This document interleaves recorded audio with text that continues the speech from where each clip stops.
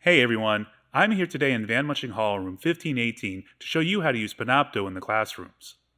In this tutorial, I'm going to show you how to route the in-room cameras to the room PC so you can better record your class. So let's get started.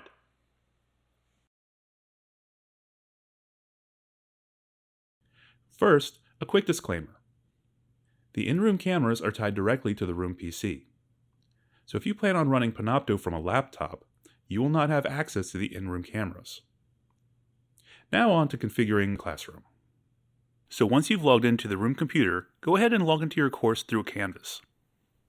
Once here, we'll go ahead and open up any PowerPoints we'll be using during our class.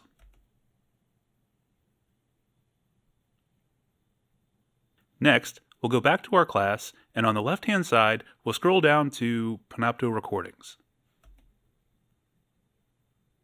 In the new page, we'll select Create here at the top, and say Panopto for Windows.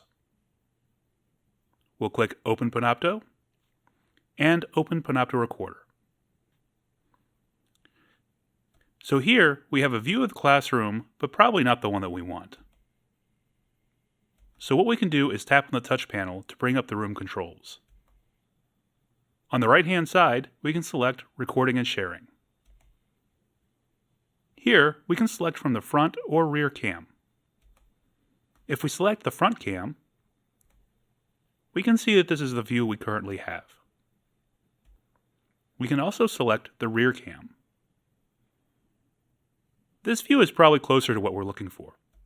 But let's say in this scenario I want to capture the whiteboard. We can fine-tune where the camera is pointing to give us the best view. We can start by trying out some of these presets. There's preset 1, which is where we're at, preset 2, preset 3, and preset 4. This is actually a pretty good view, but we can still do better. We can use the pan and tilt buttons to center the whiteboard.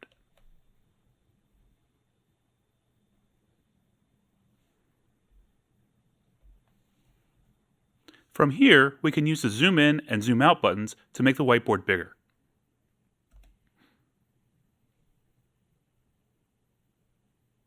And if the view looks blurry or out of focus, we can tap the autofocus button to sharpen the image. Then, we'll select the Send to PC button to send this camera view to Panopto. Now, if we go back to the room PC, we can see that Panopto is picking up the room image we just configured.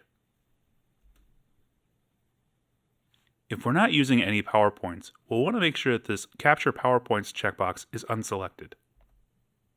This will ensure that the camera view is the primary focus of your lecture capture. For this demonstration, I'm going to leave the Capture PowerPoints checkbox selected. Next, we'll want to make sure that Panopto is capturing audio properly. When you speak in the classroom, you should see this volume gauge on the right-hand side of the video bouncing up and down with your voice in the classroom. If you notice that the volume levels are too low or too high, you can adjust the volume levels using this slider here. Now, we can name the recording something, and then we can select Record.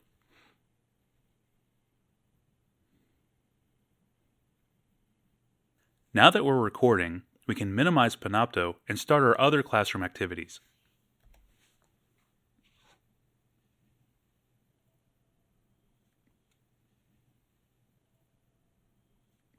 Once the class is over and we want to stop our recording, we can go back to the Panopto and click the Stop button.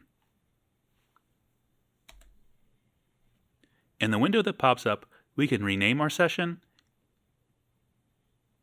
and add a quick description. I'm going to select Done. At this point, Panopto will process the recording in the background, and you can feel free to log off of the computer. Once Panopto has processed the recording, it'll upload the video to your class. And the video can be found under the Panopto Recordings tab in your Canvas course. So that's it. Thanks for watching this tutorial on using Panopto in the classrooms. I hope you find it useful in creating your own classroom recordings. If you have any problems or questions about the technology in the classrooms, please reach out to helpme@rhsmith.umd.edu.